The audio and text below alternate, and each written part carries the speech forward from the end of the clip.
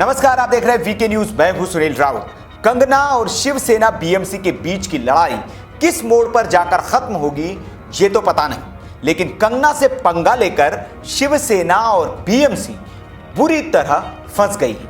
हालांकि शिवसेना ने इस कार्रवाई से अब पल्ला झाड़कर गेंद बीएमसी के पाले में डालनी शुरू कर दी है। बीएमसी को इस द्वेषपूर्ण कार्रवाई के लिए हाईकोर्ट ने भी फटकारा था। कमाल की बात यह रही कि इस कार्रवाई में न तो शरद पवार बीएमसी के साथ खड़े दिखे, न कांग्रेस।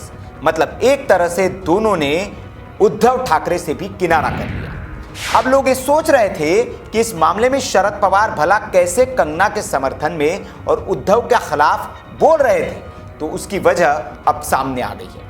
दरअसल मुंबई में सिर्फ कंगना का ही घर नहीं है जिसमें अवैध निर्माण हुआ है, जबकि कई बिल्डरों ने अवैध तरीके से फ्लैट बनाकर बेचे हैं और उस पर बीएमसी कोई कार्रवाई नहीं कर रही है, क्योंकि उन्हें सत्ता का संरक्षण प्राप्त था या फिर उनका सियासी रसूख है। कंगना के फ्लैट का मामला भी कुछ ऐसा ही है। कहा गया कि अब कंगना के ऑफिस के बाद घर की बारी है और बीएमसी इसे भी गिराएगी। इसके लिए बीएमसी हाईकोर्ट भी पहुंची थी और उसने इस पर लगे स्टे को हटाने की मांग की थी, लेकिन इस मामले में कंगना ने जो जवाब दिया है उसके बाद बीएमसी और उद्धव ठाकरे दोनों ही बैकफुट पर दिख रहे हैं। दरअसल कंगना के मुताबिक जो नोटिस 2018 में उन्हें मिला था वो सिर्फ उनके फ्लैट के लिए नहीं था, बल्कि उस पूरी बिल्डिंग के लिए मिला है। कंगना रनौत ने अपने एक ट्वीट में लिखा कि 2018 में जो नोटिस जारी किया गया था वो मेरे फ्लैट के लिए नहीं, बल्कि पूरी बिल्डिंग के लिए था।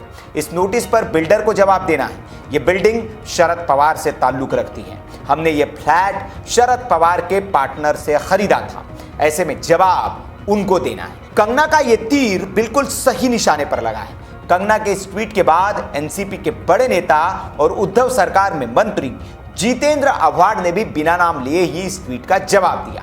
मंत्री ने लिखा कि शरद पवार ने पूरे महाराष्ट्र को बनाने में अहम भूमिका निभाई है, लेकिन एक महिला सोच रही है कि उन्होंने सिर्फ एक बिल्डिंग बनवाई है। अब आपको समझ आ गया होगा कि शरद पवार ने उद्धव के खिलाफ जाकर इस मामले में कंगना का साथ क्यों दिया था और बीएमसी की इस कार्रवाई पर सवाल क्यों उठाए थे। आपको यह भी बता दें कि बीएमसी ने 2018 में खार में बनी इस बिल्डिंग को नोटिस दिया था। इसी बिल्डिंग के 5वें फ्लोर पर कंगना का घर है, जिसमें उनके 3 फ्लैट हैं। हालांकि इसके बाद ये मामला कोर्ट चला गया था और कोर्ट ने बीएमसी के एक्शन पर स्टे लगा दिया था, जो अभी भी बरकरार है, जिसे हटाने के लिए बीएमसी आनन फानन में कोर्ट भी पहुंची थी। अब देखना होगा कि शरद पवार इस बिल्डिंग को बीएमसी से कैसे बचाते हैं, क्योंकि ये उनकी साख का भी सवाल है। खबर पर आपकी जो भी राय हो कमेंट बॉक्स में आप हमें जरूर बताएं। वीडियो अच्छा लगा तो लाइक करें, शेयर करें और ऐसी खबरों के लिए आप देखते रहिए वीके न्यूज। नमस्कार।